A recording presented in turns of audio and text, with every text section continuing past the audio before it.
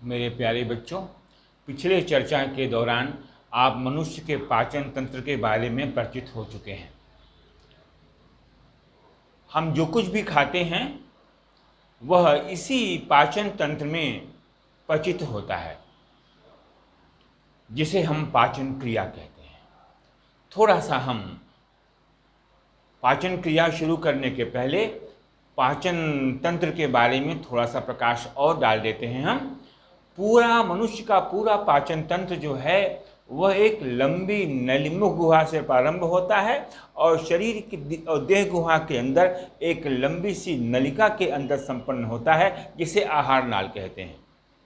इस आहार नाल को अगर हम देखें तो ये आहार नाल एक लंबी नली है जो विभिन्न जगहों पर विभिन्न रूपों में परिवर्तित होते हुए नीचे की तरफ जाती है। इसका जो पहला ओपनिंग छिद्र है उसको मुख गुहा कहते हैं और जो अंतिम छिद्र है उसको गुदा द्वार कहते हैं। ये जो पूरा जो पाचन की क्रिया होती है वो मुख गुहा से प्रारंभ होती है। हम थोड़ा सा इस लंबी नलिका को हम के भागों के बारे में चर्चा करें। आप यहाँ देखें, पहला भाग वो मुख गुहा है। दूसरा भाग जो लंबी सी सीधी नली आप देख रहे हैं वह उसको कहते हैं ग्रास नली।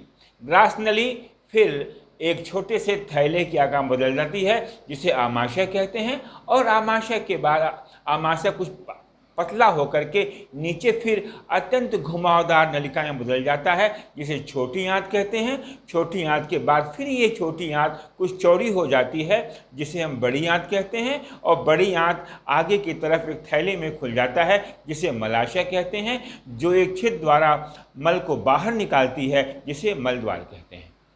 अगर हम ध्यान से देखें, ये जो पाचन क्रिया है वह विभिन्न भागों में अलग अलग संपन्न होती है। पहला पाचन की क्रिया मुख गुहा के अंदर संपन्न होती है जिसे हम मुख गुहा के अंदर पाचन कहते हैं। उसके बाद जो सीधी लंबी नली जिसे ग्रास नली कहते हैं, यहाँ पर कोई पाचन क्रिया संपन्न नहीं होती। उसके बाद ये जो ग्रास नली है फिर आमाशय की रूप बदल जाती है। आमाशय में पाचन क्रिया संपन्न होती है। उसके बाद छोटी आंत में संपन्न होती है। ये पूरी पाचन की क्रिया मुख्य रूप से 3 जगहों में संपन्न होती है, मुख गुहा के अंदर, आमाशय के अंदर और छोटी आंत के अंदर। हम इन्हीं भागों में पाचन का अध्ययन अलग अलग तरीके से करेंगे। तो आइए शुरू करते हैं इस पाचन क्रिया में कैसे इस पूरे पाचन क्रिया में कौन कौन से एंजाइम भाग लेते हैं, कैसे वह क्रिया संपन्न होती है, पाचन होने के बाद उत्पाद कौन से बनते हैं, इन सब के बारे में हम चर्चा करेंगे। तो पहले हम पाचन क्रिया शुरू करें तो और आपको बता देते हैं कि जो ये भोजन की यात्रा है मुख गुहा से लेकर के और मल द्वार तक, ये पूरी यात्रा एक विशेष गति के द्वारा नीचे की तरफ जाती है जिसे क्रमान कुंचन गति कहते हैं। तो शुरू करते हैं हम पहला मुख गुहा में पाचन। मुख गुहा में आप जैसा कि जानते हैं, मुख गुहा में दांत होते हैं, जीभ होती है और लार की ग्रंथियां होती हैं। मुख गुहा के अंदर दांत भोजन को कूचता है, लार उसमें मिलता है। अब हम बात करते हैं कि लार के अंदर कौन सी विशेषता होती है जो भोजन को पचाने में काम आती है। तो लार के अंदर बच्चों, लार के अंदर एक 2 चीजें पाई जाती हैं। एक को कहते हैं टाइलिन और दूसरे को कहते हैं लाइसोजाइम।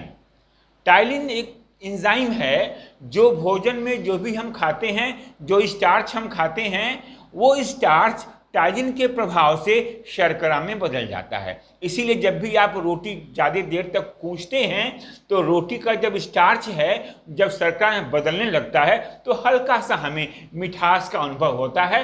ये जो टाइलिन है इसका pH 6.8 होता है, यानी यह अम्लीय स्वभाव का होता है।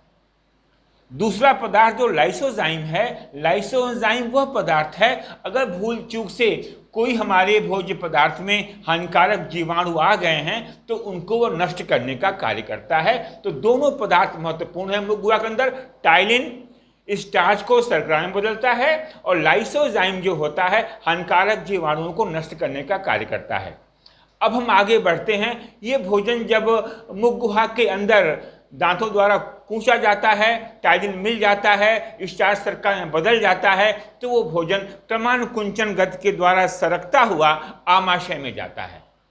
बीच की नली जो ग्रास नली है, मैंने बताया था आपको, उसमें कोई पाचन क्रिया संपन्न नहीं होती है।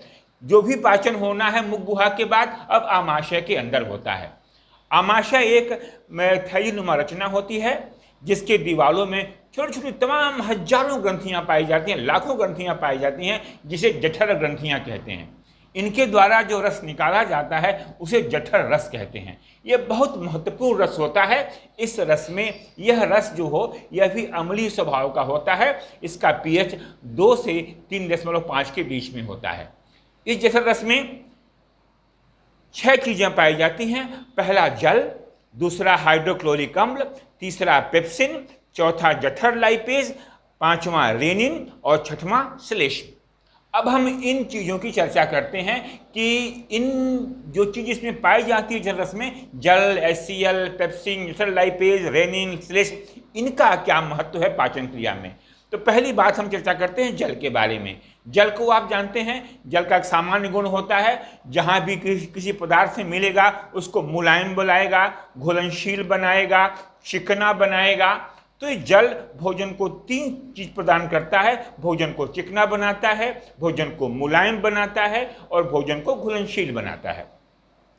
दूसरी बात करते हैं HCl की। HCl एक अम्ल है और अम्ल का काम आप जानते हैं। अम्ल का काम बहुत महत्वपूर्ण होता है। जहां अम्ल होता है वह इन चीज़ों को तोड़ने और गलाने का काम करता है। तो HCl के 3 काम। पहला काम, HCl जो होता है भोजन में आए हुए जीवाणुओं को नष्ट करता है, भोजन को छोटे छोटे भागों में तोड़ने का काम करता है और जितने भी एंजाइम आप देखेंगे जठर रस में पाए जाते हैं उनको वो एक्टिवेट करता है, उनको सक्रिय बनाता है, उनको निष्क्रिय से सक्रिय बनाने का काम करता है। और क्योंकि भोजन को आहार नाल में 5-6 घंटे रहना है, कहीं भोजन आपका सड़ न जाए तो उसको सड़ने से भी बचाता है। यानी HCl के मुख्य काम है कि पाचक एंजाइमों को सक्रिय करना, जीवाणुओं को नष्ट करना, भोजन को सड़ने से बचाना। अब हम चर्चा करते हैं पेप्सिन के बारे में। पेप्सिन एक प्रोटीन को पचाने वाला एंजाइम है, लेकिन वो पेप्सिन के रूप में पहले नहीं रहता। वह पहले निष्क्रिय अवस्था में पाया जाता है जिसे पेप्सिनोजिन कहते हैं। और ये पेप्सिनोजिन जब HCl उसमें मिलता है तो वह सक्रिय रूप में पेप्सिन के रूप में बदल जाता है, तभी वो आगे अपना काम करता है। अब ये जब ये पेप्सिन सक्रिय हो जाता है तो यह पेप्सिन प्रोटीन को पेप्टोन और पॉलीपेप्टाइड में बदल देता है। यानी यह प्रोटीन को पचाने का काम करता है। पेप्सिन प्रोटीन को पेप्टोन और पॉलीपेप्टाइड में बदल देता है। और ये भी पेप्सिन जो होता है अम्लीय स्वभाव का होता है। इसका pH 2 होता है। हम चर्चा करते हैं जठर लाइपेज की। जहाँ भी लाइपेज शब्द लगा होता है, लाइपेज माने जो वसाओं को पचाने वाला एंजाइम। यानी ये जो जठर लाइपेज है वो वसा का पाचन करता है। ये वसा को ट्राइग्लिसराइड में बदल देता है। यह भी जठर लाइपेज अम्लीय स्वभाव का होता है। इसका pH 2 होता है। अब हम 5वें एंजाइम की चर्चा करते हैं, रेनिन।